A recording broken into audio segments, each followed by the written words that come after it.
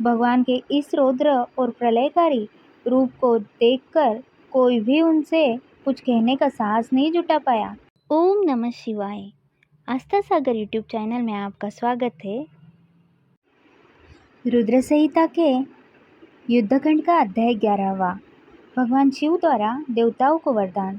व्यास जी बोले, हे सनत कुमार जी, आप परम शिव भक्त हैं और ब्रह्मा जी के पुत्र हैं। आप मुझे अब यह बताइए कि जब त्रिपुर नष्ट हो गए तब देवताओं ने क्या किया, मैं कहाँ चला गया। भगवान, इन बातों के बारे में सविस्तर मुझे बताइए। व्यास जी का प्रश्न सुनकर सृष्टिकर्ता भगवान ब्रह्मा के पुत्र सनत कुमार जी बोले, हे महर्षि, जब भगवान शिव ने त्रिपुरों को उनके स्वामियों के साथ जलाकर भस्म कर दिया तब सभी देवता बहुत प्रसन्न हुए, क्योंकि उन्हें अपने संकट और भय से मुक्ति मिल गई थी। परंतु जब सब देवताओं ने त्रिलोकीनाथ भगवान शिव की ओर देखा तो अत्यंत भयभीत हो गए। उस समय भगवान शिव ने रौद्र रूप धारण कर रखा था। वे करोड़ों सूर्यों के तेज के समान प्रकाशित हो रहे थे। उनके दिव्य तेज से सारी दिशाएं आलोकित हो रही थी। भगवान के इस रौद्र और प्रलयकारी रूप को देखकर कोई भी उनसे कुछ कहने का साहस नहीं जुटा पाया। सब नतमस्तक खड़े हो गए। यहाँ तक कि श्रीहरि और ब्रह्मा जी भी शिवजी के इस रूप को देखकर आतंकित हो गए थे। कोई भी भगवान शिव के सन्मुख मुंह नहीं खोल पाया।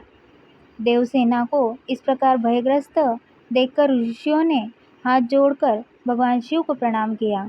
ब्रह्मा जी, श्रीहरि विष्णु, देवराज इंद्र सहित सभी देवता और ऋषि मुनि भक्तवत्सल कल्याणकारी भगवान शिव की स्तुति करने लगे।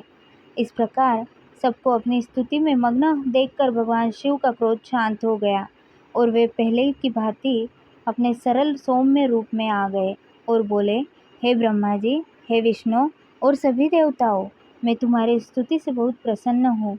तुम अपनी इच्छानुसार वर मांगो, मैं तुम्हारी इच्छाओं को अवश्य ही पूरा करूँगा। भगवान शिव के इन वचनों को सुनकर देवता बहुत प्रसन्न हुए और बोले, हे देवादिदेव करुणा निदान भगवान शिव, यदि आप हम पर प्रसन्न हैं और हमें कोई वर प्रदान करना चाहते हैं तो प्रभु हमें यह वर दीजिए कि जब जब हम पर कोई भी संकट आएगा आप हमारी सहायता करेंगे।